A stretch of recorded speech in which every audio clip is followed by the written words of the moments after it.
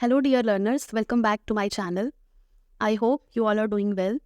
So in today's video, we will discuss the different type of plant tissues including the meristematic as well as the permanent tissue. This is purely based on the syllabus covering for the standard 9th. So please watch it and do like, share and subscribe my channel for more such videos. So before starting directly the plant tissues, we should discuss the major branch which deals with the study of the internal structures of a plant और animal. सो जो term use होता है, अगर internal organs के बारे में हम detail पढ़ रहे हैं, चाहे वो प्लांट हो चाहे वो एनिमल हो, तो उसके लिए बोला जाता है उसे एनाटॉमी. अब एनाटॉमी जो है वो प्लांट्स का भी हो सकता है और एनिमल्स का भी हो सकता है.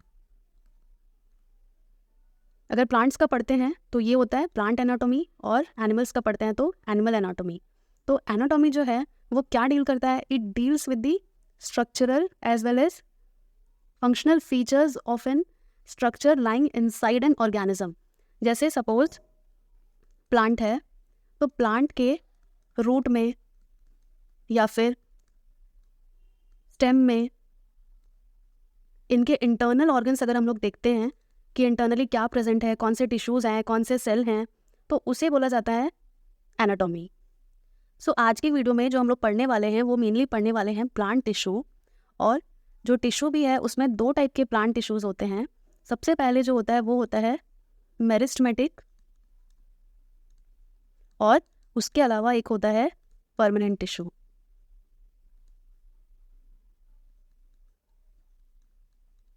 तो हम लोग आज की वीडियो में यही दोनों चीज़ें देखने वाले हैं कि मेरिस्टेमेटिक टिश्यू क्या होता है और परमानेंट टिश्यू क्या होता है. इसको डिटेल में देखेंगे और एनसीईआरटी के क्लास 9th के सिलेबस में जो जो चीज़ें मेंशन करी गई हैं हम लोग वो चीज़ देखेंगे.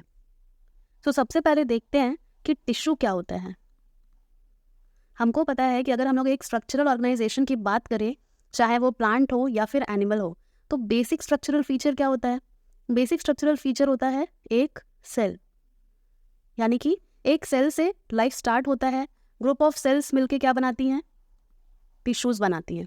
और ग्रुप ऑफ टिश्यूज़ मिलके क्या बनाते हैं? फिर ऑर्गन. उसके बाद फिर ऑर्गेनिज्म बनता है. तो हमें सबसे पहले किसके बारे में पता होना चाहिए? सेल्स के बारे में. So cells are the basic structural and functional unit of an living organism. कोई भी लिविंग ऑर्गेनिज्म का सबसे स्मॉलेस्ट और स्ट्रक्चरल और फंक्शनल यूनिट होता है. जैसे कि एक घर ब्रिक से मिलके बनता है, लाइकवाइज ऑर्गेनिजम्स का जो बॉडी है, एक पूरा का पूरा ऑर्गेनिज्म है, वो किससे मिलके बनता है? Starting from the cell. एक सेल से वो मिलके बनता है. बहुत सारे न्यूमरस सेल्स यानी कि millions and trillions of cell मिलके क्या बनाते हैं? एक ऑर्गेनिज्म बनाते हैं. तो अगर ग्रुप ऑफ सेल्स जब क्या होती हैं? स्ट्रक्चर के अकॉर्डिंग या अपने फंक्शन के अकॉर्डिंग जब ऐसे कोऑर्डिनेटेड वे में काम करती हैं तो उसे नाम दिया जाता है टिश्यूज़ या tissue. It means a group of cells that are similar in structure and work together to achieve a particular function is known as tissue. यानी कि बहुत सारी सेल्स मिलके क्या बनाती हैं? टिश्यू बनाती हैं. तो हम वही देखने वाले हैं कि प्लांट टिश्यू और एनिमल टिश्यू दोनों में क्या मेजर डिफरेंस है, और अगर वो डिफरेंस है तो वो डिफरेंस क्यों आ रहा है दोनों के बीच में? क्योंकि दोनों ही लिविंग ऑर्गेनिज्म है. तो हम ये देखेंगे कि बेसिकली डिफरेंस किस वजह से आ रहा है. If we have to answer this question, that is are plants and animals made of same type of tissues. So इसका आंसर क्या होना चाहिए? इसका आंसर है टोटली नो. यानी कि प्लांट्स और एनिमल टिश्यूज़ जो होते हैं वो टोटली डिफरेंट टाइप के होते हैं because they have their own requirements. Plants की अगर हम बात करें तो जो प्लांट्स होते हैं वो कैसी लाइफस्टाइल फॉलो करते हैं? वो सीडेंट्री लाइफस्टाइल फॉलो करते हैं. यानी कि उनको फूड या फिर शेल्टर या फिर मेटिंग के लिए एक जगह से दूसरी जगह मूव करने की ज़रूरत नहीं पड़ती जैसा कि एक ह्यूमन बीइंग को पड़ती है. हमें अपने फूड के लिए, शेल्टर के लिए और मेटिंग के लिए और बाकी सारे डेली इंपॉर्टेंट फंक्शंस के लिए हमें एक जगह से दूसरी जगह मूव करना पड़ता है. लेकिन प्लांट्स को कैसे रहना पड़ता है? वो एक जगह फिक्स रहते हैं, फर्म रहते हैं एक जगह. तो उसीलिए प्लांट्स के टिश्यूज़ अलग होते हैं और एनिमल्स के टिश्यू अलग होते हैं. इसी क्वेश्चन का आंसर देने के लिए मैंने ये डिफरेंस बिटवीन इंक्लूड किया है कि प्लांट टिश्यूज़ की अगर बात करें, प्लांट्स आर स्टेशनरी और fixed because they don't move for the need of shelter, food और एनीथिंग. वो एक जगह फिक्स रहते हैं. वही अगर हम एनिमल्स की बात करें तो जो एनिमल्स होते हैं वो क्या होते हैं? वो एक ही जगह पे रहते हैं, वो हर जगह मूव नहीं करते हैं. अब अगर हम बात करें प्लांट के टिश्यूज़ की, तो मोस्टली प्लांट में कैसे टिश्यूज़ होते हैं? डेड टिश्यूज़ होते हैं। कहीं पे भी डेड वर्ड यूज़ होता है अगर टिश्यू के रिस्पेक्ट में, तो वो किस लिए यूज़ होता है? Mechanical strength. यानी कि कहीं पे भी डेड सेल्स हैं, डेड टिश्यूज़ हैं, तो वो अल्टीमेटली क्या प्रोवाइड करेंगे? मैकेनिकल स्ट्रेंथ, यानी कि मजबूती प्रोवाइड करते हैं। क्योंकि प्लांट्स को क्या चाहिए? अगर प्लांट्स बहुत ज़्यादा फर्म नहीं होंगे तो क्या होगा? अगर थोड़ी सी भी हवा चलेगी या स्टॉर्म चलेगा तो क्या हो जाएगा? वो जो रूट से अटैच है प्लांट, वो क्या होगा? वो जल्दी से निकल जाएगा। यानी ये जो प्लांट है वो अल्टीमेटली क्या हो जाएगा? डेड हो जाएगा। तो उस चीज़ को कवर अप करने के लिए उनके अंदर डेड टिश्यूज़ होते हैं, और डेड टिश्यूज़ का मेंटेनेंस भी बहुत ही ज़्यादा कम होता है। अगर हम एनिमल्स की बात करें तो एनिमल्स में क्या होता है? बहुत सारे लिविंग टिश्यूज़ होते हैं। और प्लांट्स की ग्रोथ की अगर हम बात करें तो प्लांट्स में जो ग्रोथ होता है वो क्या होता है? एक सर्टेन रीजन तक ही लिमिटेड रहता है। अभी हम देखेंगे मेरिस्टम, यानी कि पूरे प्लांट्स में अलग अलग जगह पर डिवीजन हमेशा थ्रू आउट द सेम नहीं दिखेगा, एक स्पेसिफिक जगह में ही क्या होता है? डिवीजन होता है। तो उसी को क्या बोलते हैं? Limited to a certain region. वहीं एनिमल्स का जो ग्रोथ होता है वो क्या होता है? एक सर्टेन रीजन तक ही फिक्स नहीं रहता है, थ्रू आउट द बॉडी उनका जो ग्रोथ है, डिफ्रेंसिएशन है सेल का, वो होते रहता है। इसी के बेसिस पर यहाँ पे कैटेगराइज किया, जो मैंने स्टार्टिंग में बताया कि कौन सी सेल लगातार डिवाइड होते रहती हैं और कौन सी सेल एक टाइम के बाद रुक जाती हैं। प्लांट्स में दो टाइप के टिश्यूज़ होते हैं, एक होता है मेरिस्टेमेटिक टिश्यू और एक होता है परमानेंट टिश्यू। और वैसे ही जो सेल ग्रोथ होता है एनिमल्स में वो यूनिफॉर्म रहता है, यानी हमें ऐसा अलग से कैटेगराइज करने की ज़रूरत नहीं पड़ती है कि ये डिवाइडिंग रीजन है, ये नॉन डिवाइडिंग रीजन है, जैसा कि हमें प्लांट में करना पड़ता है। तो ये एक बेसिक डिफरेंस था एनिमल और प्लांट टिश्यूज़ में। अगेन यही वाला क्वेश्चन कि अगर हम बात करें कि डिफरेंस है तो डिफरेंस किस वजह से है? Because of this sedentary existence of plant हमेशा क्या रहेंगे? एक ही जगह रहेंगे, उनको फूड के लिए या फिर बाकी चीज़ के लिए इधर उधर मूव करने की ज़रूरत नहीं है। वहीं अगर हम एनिमल्स की बात करें तो जो एनिमल्स होते हैं वो क्या होता है? वो लोकोमोशन करने में कैपेबल होते हैं, इसीलिए उनका टिश्यू जो होता है वो बहुत ज़्यादा स्पेशलाइज्ड होगा और कॉम्प्लेक्स होगा। अब एक बेसिक डिफरेंस समझने लायक है कि जो प्लांट्स होते हैं, अब हमें पता है कि कोई भी चीज़ का अगर रिक्वायरमेंट्स कम है तो वो क्या होता है? वो बहुत ही सिंपल होता है। वहीं अगर हम बात करें एनिमल्स की, इधर लिखती हूँ मैं, अगर हम बात करें एनिमल्स की तो एनिमल्स क्या हैं? बहुत ज़्यादा कॉम्प्लेक्स है। तो अगर कोई चीज़ कॉम्प्लेक्स है तो उनका जो टिश्यू होगा वो भी क्या होगा? हाईली ऑर्गेनाइज्ड, और कैसे होंगे? कॉम्प्लेक्स होंगे, क्योंकि उनको वैसा फंक्शन परफॉर्म करना है, उनको एक जगह नहीं रहना है, उनको हर चीज़ के लिए अपना फंक्शन परफॉर्म करना है। एक छोटा सा एग्जांपल, जैसे कि आप अगर छोटी क्लासेस में रहते हैं, फॉर एग्जांपल जब तक आप प्राइमरी में रहते हैं आपकी ज़्यादा रिस्पॉन्सिबिलिटी नहीं रहती, आपको जो वर्क मिलता है स्कूल से अपने, या होमवर्क मिलता है या असाइनमेंट, तो वो ऐसा ही मिलता है कि आप उसे खुद से कर पाए और ज़्यादा उसमें बहुत ज़्यादा मेहनत ना लगे। लेकिन जैसे ही आप सेकेंडरी में जाते हैं, यानी आप अगर ऊपर लेवल में जाते हैं, ऊपर की क्लासेस में जाते हैं, तो आपका जो कॉम्प्लेक्सिटी है पढ़ाई का और वर्कलोड है वो क्या होता है? अल्टीमेटली बहुत ज़्यादा इंक्रीज़ होने लगता है टाइम के साथ में। तो लाइकवाइज प्लांट सिंपल हैं तो उनके टिश्यूज़ भी सिंपल हैं as compare to the animals. Animals का रिक्वायरमेंट ज़्यादा है, इसीलिए उनके टिश्यूज़ भी स्पेशलाइज्ड होते हैं और बहुत अलग टाइप के होते हैं। Now let's talk about the plant tissue which is meristematic tissue. अब हम बात करते हैं मेरिस्टेमेटिक टिश्यू के बारे में। सबसे पहले मेरिस्टम का मतलब समझना है ताकि हमें मेरिस्टेमेटिक टिश्यू समझ आए। जो मेरिस्टम होता है वो क्या होता है? मेरिस्टम का मतलब होता है एक ग्रुप ऑफ इमैच्योर सेल्स जो कि एक कंसर्न्ड जगह पे रहते हैं और जिनके पास कैपेसिटी है न्यू सेल बनाने की। यानी ये जैसे अगर एक प्लांट है, ये रूट्स हैं, I am really sorry for the writing, अभी मैं थोड़ी यूज टू नहीं हुई हूँ इससे, स्लोली हम इम्प्रूव करते जाएंगे। जैसे अगर ये प्लांट है तो एक सर्टेन रीजन में कुछ टाइप की सेल्स होती हैं जो कि बहुत एक्टिवली डिवाइड करती हैं। एक्टिवली डिवाइड का मतलब बहुत जल्दी जल्दी एक सेल से दो सेल, दो से चार ऐसे करके बढ़ते जाती हैं, तो उन्हें बोला जाता है मेरिस्टम, जो कि क्या होते हैं? इमेच्योर टिश्यू कहा जाता है इन्हें, क्योंकि ये जो सेल्स हैं वो एक टाइम के बाद कन्वर्ट हो जाएंगे दूसरे टाइप के टिश्यूज़ में। इनके पास बहुत ही हाई कैपेसिटी होता है सेल डिविजन का, तो इसीलिए plant growth which is concentrated at a particular region performing a very rapid cell division is called meristem. Plants का जो ग्रोथ है, जैसे कि हमने डिफरेंस बिटवीन में देखा था, वो क्या होता है, वो एक सर्टेन रीजन तक ही स्पेसिफिक होता है, उसके बाद वो ग्रोथ जो है वो रुक जाता है। तो उसी को कहते हैं हम लोग मेरिस्टेमेटिक टिश्यू। और मेरिस्टेमेटिक टिश्यू जो है वो लोकेशन के हिसाब से 3 टाइप का होता है, on the basis of region where they present, यानी कि वो कहाँ पे प्रेजेंट है उसके बेसिस पर 3 टाइप हैं, जैसा कि एपिकल, लेटरल और एक इंटरकैलरी।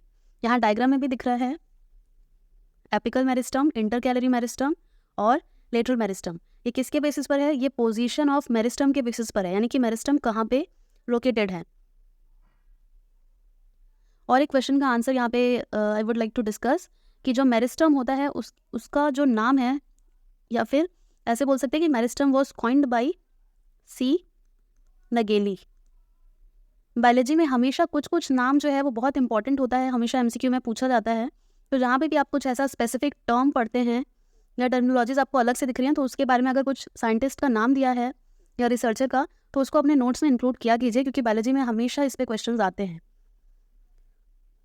अब अगर हम बात करें मेरिस्टम की, तो जो मेरिस्टेमेटिक टिश्यूज़ होते हैं उनके जो सेल्स होते हैं, मेरिस्टेमेटिक सेल, उनकी कुछ प्रॉपर्टीज़ होती हैं। मैं एक एक करके प्रॉपर्टीज़ को यहाँ पे मेंशन करती हूँ, ताकि अगर प्रॉपर्टीज़ ऑफ मेरिस्टेमेटिक सेल्स आए या टिश्यूज़ आए तो आप उसका आंसर अच्छे से लिख पाएँ। I have mention the important characters of meristematic cells.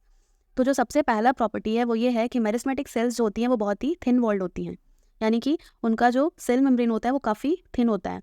इसके अलावा जो सेल्स होती हैं वो काफ़ी टाइटली पैक्ड होती हैं।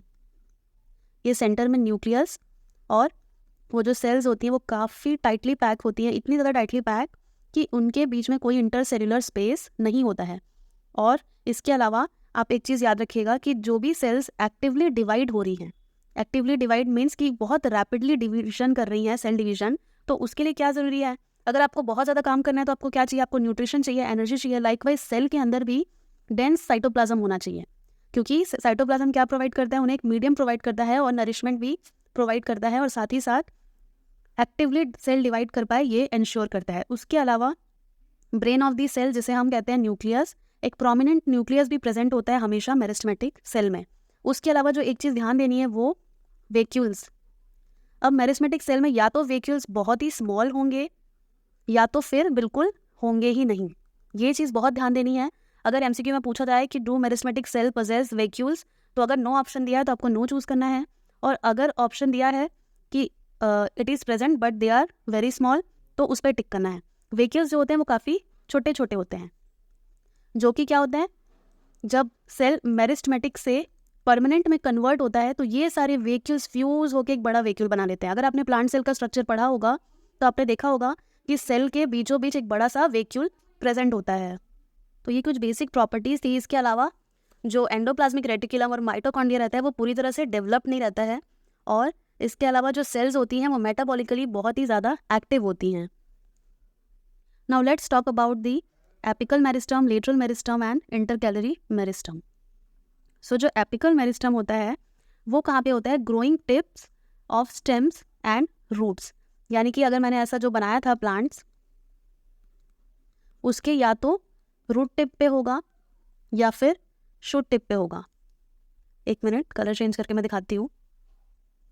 या तो यहाँ पे प्रेजेंट होगा या फिर यहाँ पे रूट टिप पे, तो इसे क्या कहते हैं, एपिकल, यानी एपेक्स पे प्रेजेंट है, चाहे वो शूट एपेक्स यानी कि स्टेम जिसे कहते हैं, या रूट एपेक्स रूट में प्रेजेंट हो।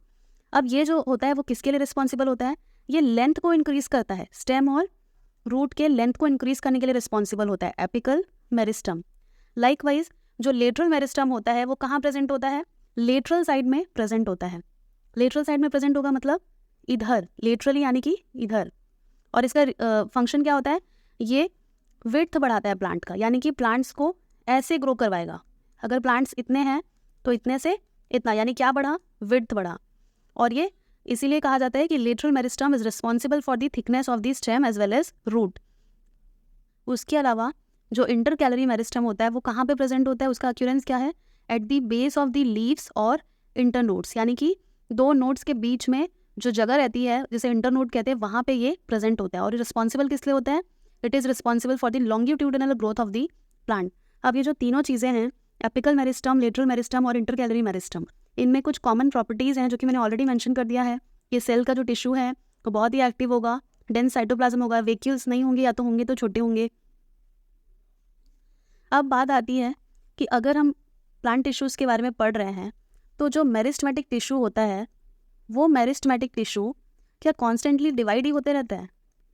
हर टाइम क्या वो डिवाइड होता रहेगा? क्या ऐसा पॉसिबल है? नहीं। कभी भी कोई चीज़ कॉन्स्टेंटली डिवाइड होते रहने के लिए उसे क्या चाहिए? एनर्जी चाहिए। एनर्जी कहाँ से आएगा? न्यूट्रिशन से आएगा। लाइकवाइज अगर हम ये कहते हैं कि मेरिस्टेमेटिक टिश्यूज़ जो है वो एक्टिवली डिवाइड होता है, तो एक टाइम आता है जब मेरिस्टेमेटिक टिश्यू का जो डिवीजन है वो रुक जाता है, और इस वाले केस को ही हम क्या कह देते हैं कि टिश्यू जो है वो मैच्योर हो गई है, और उस मैच्योर टिश्यू को हम कहते हैं परमानेंट टिश्यू। यानी कि जो हम पढ़ने वाले हैं यहाँ पे परमानेंट टिश्यू। तो परमानेंट टिश्यू क्या होता है कि जब मेरिस्टेमेटिक टिश्यू अपना जो कैपेबिलिटी है डिवाइड का अगर वो ख़त्म हो जाता है तो वो किस में चेंज हो जाती है? वो चेंज हो जाती है परमानेंट टिश्यू में। अब जो परमानेंट टिश्यू है वो भी दो टाइप का है, एक सिंपल परमानेंट टिश्यू और एक कॉम्प्लेक्स परमानेंट टिश्यू। अगर हम बात करें सिंपल और एक कॉम्प्लेक्स परमानेंट टिश्यू की, तो जो सिंपल वर्ड यूज़ होता है उसका मतलब ही क्या है कि वो सिंपल होगा। अब सिंपल कब होगा? जब सिर्फ एक ही टाइप की सेल से वो मिलके बना होगा, यानी ऐसा परमानेंट टिश्यू जो कि सिर्फ एक ही टाइप के सेल से मिलके बना है। अब अगर हम कॉम्प्लेक्स परमानेंट टिश्यू की बात करें तो अगेन वर्ड देखिए, एक क्या होगा? एक सेल अलग होगा, और वही जो दूसरा सेल है वो कैसा होगा? वो दूसरे कलर का होगा। लाइकवाइज मतलब एक सेल अलग, एक सेल अलग, ऐसे करते करते क्या होगा? वो कॉम्प्लेक्स टिश्यू बना लेगा, क्योंकि जो सेल्स बना रही है टिश्यू वो अलग अलग टाइप की हैं। तो परमानेंट टिश्यू क्या होता है? दो टाइप का होता है, simple permanent tissue and complex permanent tissue. Now let's talk about the simple permanent tissue. तो जो सिंपल परमानेंट टिश्यू होता है वो तीन टाइप का होता है, पेरेनकाइमा, कोलेनकाइमा एंड स्क्लेरेनकाइमा। हर बारी स्टूडेंट्स को इन तीनों ही टिश्यूज़ में बहुत कन्फ्यूजन होता है, यानी पेरेनकाइमा, कोलेनकाइमा, स्क्लेरेनकाइमा की वो जो प्रॉपर्टीज़ होती है, फंक्शन होता है, उसमें कन्फ्यूज़ हो जाते हैं। लेकिन ये जो क्वेश्चन है इस पर श्योरली आता ही आता है 100%, या तो डिफरेंस बिटवीन के फॉर्म में आए, या इंडिविजुअल पेरेनकाइमा का प्रॉपर्टीज़ और फंक्शन आए, या कोलेनकाइमा या स्क्लेरेनकाइमा।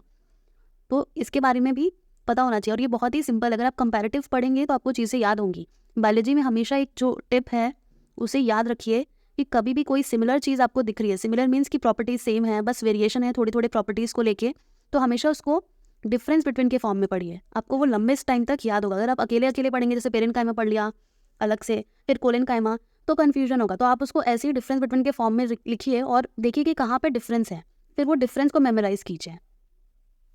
तो सबसे पहले अगर हम देखें पेरेनकाइमा, कोलेनकाइमा और स्क्लेरेनकाइमा, तो एक चीज़ याद रखना है कि जो पेरेनकाइमा है और कोलेनकाइमा है वो दोनों ही किससे बने होते हैं?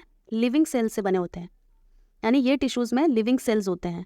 वहीं अगर हम बात करें स्क्लेरेनकाइमा की, तो उसमें क्या होता है? उसमें डेड टिश्यू होता है।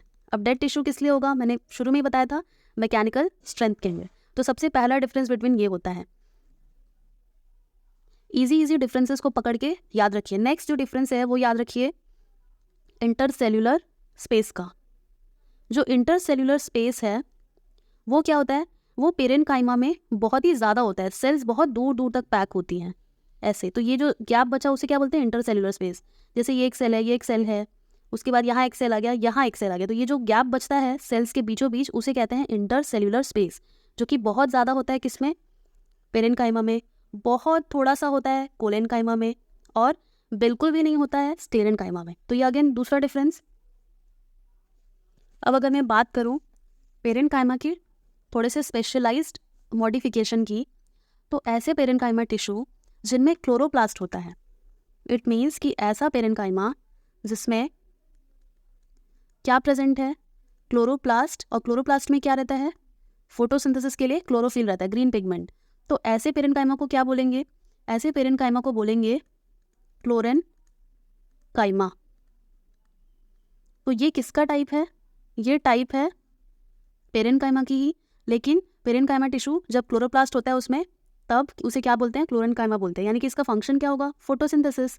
तो ये एक मॉडिफिकेशन याद रखना है पेरेनकाइमा का। अब ऐसा पेरेनकाइमा जो कि क्या स्टोर कर रहा है? इंटरसेल्यूलर स्पेसेस, या फिर जैसे बोल सकते हैं हम लोग एयर कैविटीज बनी हुई हैं। किसके स्टोरेज के लिए? एयर के लिए। तो उसे हम कहते हैं एरेनकाइमा। एरेन means air. तो एरेनकाइमा किस में मिलेगा हमें? हाइड्रोफाइट्स में मिलेगा। अब ये हाइड्रोफाइट्स क्या है? हाइड्रोफाइट्स मतलब ऐसे प्लांट्स जो एक्वेटिक होते हैं, पानी में जो रहते हैं। अब पानी में रहने के लिए क्या चाहिए? एरेशन के लिए और बायंसी के लिए एयर कैविटीज़ होना ज़रूरी है। तो ये कौन प्रोवाइड करता है? ये प्रोवाइड करता है एरेनकाइमा। तो आपको ये भी याद रखना है। अब अगर हम फंक्शन की बात करें, सारे ही जो सेल्स हैं उनके फंक्शन की, तो फंक्शन में भी जो पेरेनकाइमा होता है वो स्पेसिफिकली स्टोरेज का काम करता है। अब स्टोरेज किस चीज़ का होगा? फूड का स्टोरेज होगा। तो जो पेरेनकाइमा होता है वो स्टोरेज का काम करता है। क्या चीज़ स्टोर करके रखेगा? बहुत सारे टाइप के फूड मटेरियल्स को, या फिर वाटर को, या एयर को, ऐसे सब सब्सटेंसेस को वो स्टोर करके रखता है। और अगर हम बात करें पेरेनकाइमा के दूसरे फंक्शंस की, तो वो प्रोटेक्शन भी प्रोवाइड करता है, साथ ही साथ मैकेनिकल सपोर्ट भी प्रोवाइड करता है। जैसे कि जो एरेनकाइमा है वो एयर कैविटीज़ होता है तो वो टर्जिड हो जाता है हाइड्रोफाइट्स में, यानी कि बहुत ही एक उन्हें हार्ड स्ट्रक्चर प्रोवाइड करता है ताकि क्या हो, वो फॉर्मली खड़े हो सकें, और इस तरह से मैकेनिकल सपोर्ट उन्हें प्रोवाइड करता है। अब अगर बात करें फंक्शन की कोलेनकाइमा की, तो जो कोलेनकाइमा होता है वो भी मैकेनिकल सपोर्ट प्रोवाइड करता है, यानी इलास्टिसिटी प्रोवाइड करता है, और साथ ही साथ लीव्स और स्टेम के बेंडिंग के लिए भी रिस्पॉन्सिबल होता है collenchyma.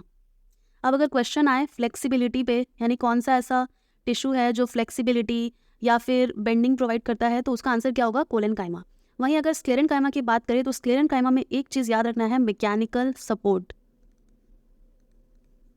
They are purely for mechanical support because most of the जो सेल होती हैं वो डेड सेल्स होती हैं, और वो एक बहुत ही प्लांट को एक टफनेस प्रोवाइड करती हैं, एक स्टिफनेस या हार्डनेस प्रोवाइड करती हैं, ताकि जो प्लांट्स हैं वो बहुत ज़्यादा फर्मली खड़े हो पाएँ। तो तीनों का ही फंक्शन है किसका?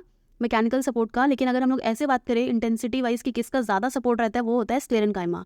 और लाइफ सेल होती है कि डेड सेल होती है स्क्लेरेनकाइमा में? तो डेड सेल होता है।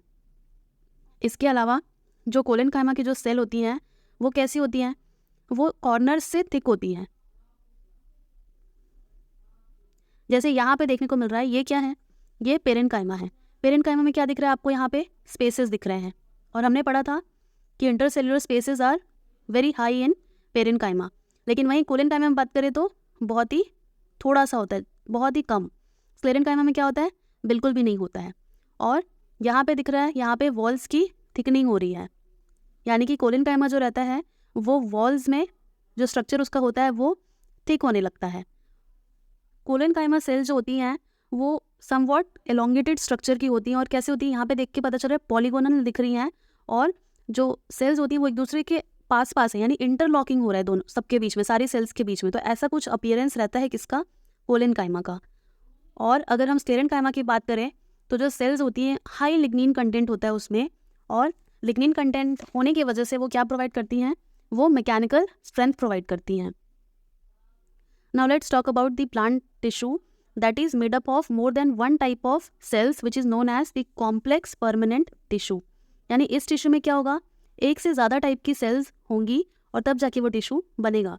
तो अगर हम कॉम्प्लेक्स टिश्यू की बात करें तो जाइलम और एक होता है फ्लोएम। जाइलम और फ्लोएम दोनों का ही क्या होता है? फंक्शन। दोनों का ही फंक्शन होता है इसमें transport of water and minerals as well as food materials by phloem. यानी जाइलम किस लिए रिस्पॉन्सिबल है? जाइलम वाटर और मिनरल्स ट्रांसपोर्ट करता है from the root to the different part of the plant. और अगर वो उसके कंपोनेंट्स की बात करें तो जाइलम किन किन चीज़ों से मिलकर बना है? Tracheids, vessels, xylem parenchyma and xylem fibres. वहीं अगर फ्लोएम की बात करें तो ये क्या करता है? फूड मटेरियल का ट्रांसपोर्ट करता है। अब फूड मटेरियल कहाँ से ट्रांसपोर्ट करेगा? लीफ से। क्यों लीफ से? क्योंकि फूड जो होता है प्लांट्स का वो लीफ पे ही प्रिपेयर होता है। लीफ को ही हम क्या बोलते हैं? Kitchen of the plant. Leaf को क्या बोला जाता है? किचन ऑफ द प्लांट, क्योंकि लीव्स में क्या होता है? क्लोरोफिल, तो फूड वहीं पे प्रिपेयर होता है। अब जो डिफरेंट टाइप ऑफ सेल्स होती हैं जो फ्लोएम बनाती है उसमें क्या क्या आता है? उसमें आता है sieve tubes, companion cell, phloem parenchyma and phloem fibres. यहाँ पे आप एनालॉजी देख सकते हैं, जैसे कि ट्रैकिड्स था तो वहाँ पे सीव ट्यूब, कंपेनियन सेल था तो वहाँ वेसल, और जैसे कि जाइलम पेरेनकाइमा तो वहाँ पे फ्लोएम पेरेनकाइमा, जाइलम फाइबर्स तो फ्लोएम फाइबर्स। अब अगर बात करें जाइलम की, तो जाइलम जो होता है वो क्या होता है? मेन वाटर कंडक्टिंग टिश्यू होता है प्लांट्स में, यानी जो मेजरली रिस्पॉन्सिबल है प्लांट्स में वाटर कंडक्शन के लिए वो क्या होता है, वो होता है जाइलम।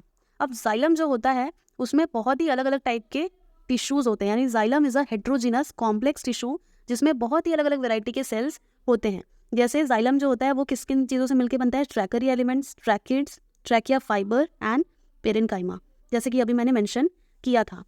अब अगर हम बात करें ट्रैकिड्स की सबसे पहले, तो जो ट्रैकिड्स होता है वो कैसा होता है, सबसे पहले तो इलोंगेटेड सेल होता है। यहाँ पे जैसे मैंने डायग्राम में दिखाया है, दोनों एंड से कैसा होता है, टैपरिंग है, यानी कि पॉइंटेड है। अब ये जो सेल्स हैं वो इम्परफोरेटेड रहते हैं, यानी कि बिना पोर्स के रहते हैं, इनमें कोई भी टाइप का पोर्स नहीं होता है। अब जो ट्रैकिड्स होते हैं वो कैसे होते हैं, वो मैच्योरिटी जब उनकी होती है तब वो डेड और एम्प्टी हो जाते हैं, खाली हो जाते हैं, यानी कि उनके जो अंदर एक बहुत ही एम्प्टी स्पेस होता है, लिग्निन होता है उनमें भी, लिग्निन कंटेंट। अब अगर हम बात करें किसकी, वेसल्स की, तो वेसल्स को ट्रैकिया भी बोलते हैं। ट्रैकिया इसलिए बोला जाता है क्योंकि ये इंसेक्ट्स के ट्रैकिया जैसा दिखता है। यहाँ पे जो स्ट्रक्चर मैंने दिखाया है, ये यहाँ पे वो कैसा दिख रहा है, वो इंसेक्ट्स के ट्रैकिया से रिजेंबल करता है। अब जो वेसल होता है वो भी लॉन्ग होता है, ट्यूब्यूलर होता है, और क्या होता है उसमें बहुत सारी सिलिंड्रिकल सेल्स अवेलेबल होती हैं।